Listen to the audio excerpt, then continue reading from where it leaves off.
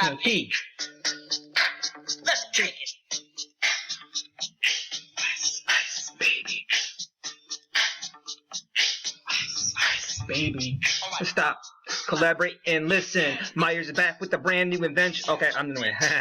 Anyway, so you guys would like that little intro music into Myers. You know, you probably all missed me by now. It's been a while since you've seen me.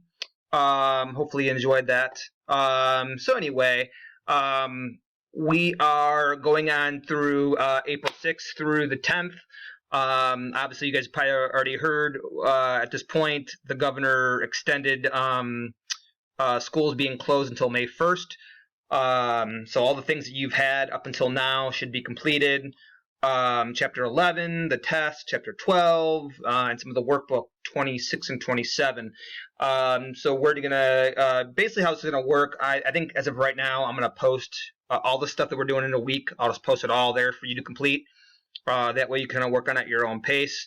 There'll be some video lecture. There'll be some assignments. There might be some Google Docs. There might be some workbooks, some Google Forms. So we'll kind of play it by ear weekly. So I kind of just showing you guys this is what you're going to be seeing in the next, well, for this lesson. I know obviously if you're watching this, you're on the lesson now. What our topic and our goal is going to be this week is talking about comparing and contrasting the Ohio and U.S. constitutions. How are they similar? How are they different? Also, looking into the not the United States. Ohio has had two constitutions, one in 1802 and one in 1851. And looking at both constitutions, why it was changed in 1851. What were some of the problems that happened in 1802 for why it needed to be changed later on. So here are the tasks that you need to complete. Obviously, you're doing this right now. You're watching the video lecture. Task 2, read workbook pages 21 through 22. If you have your workbooks handy on you, you can just read it from there. I also took the liberty of scanning it in for you, so it's right here. Again, 21 and 22 in your workbook. And then I have Google Forms to go with it, chapter 21 and 22. So please make sure that you are reading. If you need to take notes off of what you're reading, go ahead and do that. It's up to you. All the stuff that you're going to need is all in there. And I even included a Google slide to go along with it that I'll be kind of going over with you guys. So anyway, all the stuff you need for this week is right here. As you can see, I have the dates here, April 6th to the 10th. So all this stuff is due by the 10th. So you're still required to, have this stuff turned in on time. You just get a week to do it. Just make sure it gets all submitted and all done. Which really for this week isn't that much other than just the workbook Google Forms. So pretty easy peasy as far as that goes. All right, so that's that. All right, so some of the PowerPoint. I think if I do PowerPoint, I think my face is going to go away. Sorry, but I'm going to enlarge it so you guys can see it. Actually, you know what's still there? Never mind. All right, so anyways, Ohio Constitution versus U.S. Constitution. All right, so this is chapter 21 in your workbooks. Some things that I wanted to highlight with you guys and talk about. So again, just reviewing what a constitution is. A constitution is a basic laws of a state. It's a basic organization of a government. It's all included in there. It's the supreme law of the land. Now, as I mentioned to you guys before, there's obviously the U.S. Constitution. That's the supreme law of the land. All the thing that is our national government is in there. But also each state has its own constitution as well. So Ohio has its own state constitution. Illinois has its own state constitution, and so forth. So there are some similarities and differences within the constitutions. But ultimately, remember, the federal constitution is the supreme law of the land. That supersedes any state constitution. So any power that is not given to the federal government is given to the states to handle those things. So again, outline branches of government. That's what a constitution does. The state does that one. The federal government does that. The different jobs and duties. Details the powers of each branch, and also the rights of the people are also in both. So there is a Bill of Rights in the Ohio one, and there's a Bill of Rights in the federal one. So as I mentioned before, Ohio has had two constitutions throughout its history, one in 1802 and one in 1851. Obviously there have been some things that have been added since then, but ultimately the structure for the most part has been the same since then. So we'll talk about, okay, well, what was the Constitution of 1802? What did it say? What were some of the problems with it? And then why was the next one passed? All right, so in 1802, so again, you guys probably all know this. This should be somewhat review. Ohio started off as a territory back in the day. So when we won our independence, we formed our country, Articles of Confederation. We started off as 13 colonies, and then there were territories throughout the Midwest. So the original Northwest Territory was like Ohio and Indiana and Illinois, Wisconsin, and that stayed up north. So the Congress at the time of the Articles of Confederation will create the Northwest Territory, again, setting the requirements for what they need in order to become a state. So finally, in 1803, Ohio will formally be admitted into the Union in 1803. But they draft the Constitution in 1802. It has to be sent to Congress. It has to be approved, and so forth. All right, so what did it say? So ultimately, some vocabulary terms. In this Constitution, it created something. It created the Ohio Legislature. Now it's called the General Assembly. So how we have on the U.S. federal, the U.S. federal Congress is composed of the House and the Senate. They call theirs the General Assembly. Now it is similar.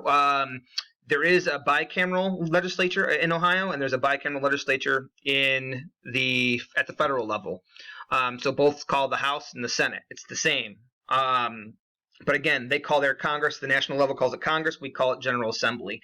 But the House and the Senate, there's the Ohio Senate, there's the Ohio House. There's the federal House, there's the federal Senate. So that part is very similar, except for just what you call it, the name, General Assembly versus Congress. Now, at the time in 1802, the most powerful branch in Ohio was the General Assembly, was the legislative branch. The General Assembly was able to appoint all state judges. They were able to appoint all state officials. So that was a huge advantage. And a lot of it had to do with the mistrust. So when Ohio was a territory before 1802, a lot of Ohio citizens at the time had a mistrust towards an executive. You could even argue it stems back even from Britain with the king. All those same issues. So in our first Constitution, they made sure that that the Congress, that the legislative body would have the most power. Now, the Ohio chief executive is called the governor. So they were awarded by popular vote. So the people would directly vote for who the governor was, but the governor had very little power. They had no veto power. So basically, if the General Assembly wanted to create a law, the executive would have no power to veto that law. It would just go into effect. Even if he thought it was not in the best interest of our state, it wouldn't matter. The General Assembly was the power group. And what's also interesting too is that the executive in Ohio was not able to appoint his own administration. So think about that. The executive branch currently, the president can appoint his ambassadors, appoint his diplomats, appoint his cabinet members, who he's going to work closely with, who he trusts. Well, in Ohio at this time, according to the Constitution, the governor did not have the ability to pick who he was able to work with. That was all done by the General Assembly. Again, a power move by the General Assembly. So essentially, the governor was basically a figurehead, I guess. Didn't really have a whole lot of power. And then also, this first Constitution did have a Bill of Rights, as I mentioned before. So very similar in terms of that regard. Okay. All right. So make sure I got this right. Yeah, here we go. All right. So by 1850, many Ohioans believed that we needed a new constitution. They saw the Ohio General Assembly as corrupt with too much power. There's some reasons here. Problems with the Constitution. If you look at right through here, problems. So some problems that occurred over that 50 years with the General Assembly is that they were corrupt. They were favoring the business. There were judges that were appointed by them that were corrupt. So they had too much power. Also, they racked up a lot of debt during its time. They didn't really have to show the people of Ohio what they were spending on and why they were spending on it. So they had carte blanche. They had way too much power at their disposal. So by 1851, there was a constitutional convention in Ohio where they were meeting to discuss, well, what can they do to change all of these problems? How can they take power away from the General Assembly? So they passed the Constitution of 1851. This will reduce the power of the General Assembly. all judges and other executive officials would now be elected. Which should be now, not would now be elected. Whereas before they were appointed by the General Assembly. So now they're going to be elected by the people now, not appointed by the General Assembly anymore. So I'm going to have to fix that. It should be not now, not. The governor also had a term was changed to 4 years instead of 2. So give him a little more time to govern. But now, in terms of other powers he's going to get powers to suggest legislation, suggest laws to the General Assembly. Very similar to today, what Trump or Obama, you name it. They have something called, remember the State of the Union Address, where they're able to suggest laws for their vision for the country for those 4 years. So very similar. Now there were some issues with this Constitution that will later be changed by a U.S. amendment.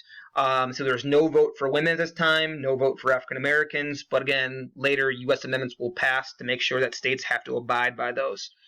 And in 1802, it required Ohio Supreme Court to meet once a year. Over the next 50 years, Ohioans, you gotta understand, in 1802, the Ohio population was small. By 1850, the population is going to grow big time. So you only had one court back then in 1802 that had to handle all business in the state. So they only had meetings once a year. So by 1850, they realized there was just too much work for one court to do. So they will create other courts to basically take the burden off of them.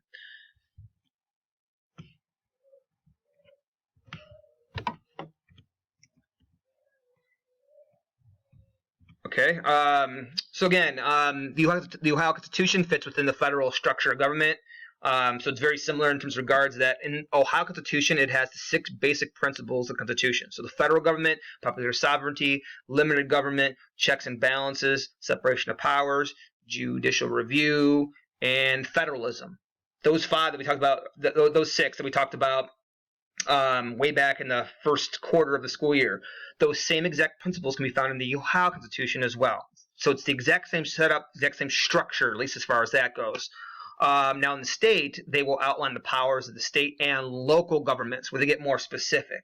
In 1851, Ohio needed to change the Constitution to address problems, so I already talked about that, so I'm going to skip it. All right, so chapter 22. In the workbook, as you'll be reading, here's some of your topics that will be talked about. In the U.S. Constitution, over on this side, there is an executive. It's called the president. There's no line item veto power. Whereas in the Ohio Constitution, our executive is called the governor, and it does have line item veto power. The legislatures are the same. They're both bicameral, House and the Senate. Part simple, but again, ours is called the Ohio General Assembly. In the U.S. Constitution, only the House of Representatives can pass revenue bills, whereas in the state, either house may pass revenue bills for money. Then you have judicial. You have federal courts appointed for life. And then down here, the people can call for a referendum or initiative. So their laws can be suggested by people here at the state level and local levels, whereas in the federal government, not so much. And also for judicial, they're elected, and their Supreme Court is a 6-year term at the state level. Again, it's for life there. And last but not least, there is a Bill of Rights, but I remember we talked about this in the beginning part of the school year. The Bill of Rights was added later on at the federal level. Federalists and Anti-Federalists were arguing about it. Anti-Federalists demanded it. They later added in a few years later, whereas the Bill of Rights was original to our Constitution. It was drafted right away. Both will uphold popular sovereignty. And now here's some of the power differences. So power level. Federal government has the power to declare war, print money, regulate interstate commerce, and make treaties. States can't do that. States can't print money. States can't print their own money. States can't print federal money. States can't declare war. States handle state issues like schools and roads, fire departments, and that kind of thing. And handle trade within the state, not out of the state. All right, so anyway, that is it for today. Hope this lecture helped you and gave you some kind of clarification on the workbook. Again, please let me know if you have any questions. If you need me to do a Zoom, I can do a Zoom with you guys if you have any questions, concerns. All right, have a good one. I'll see you till next week.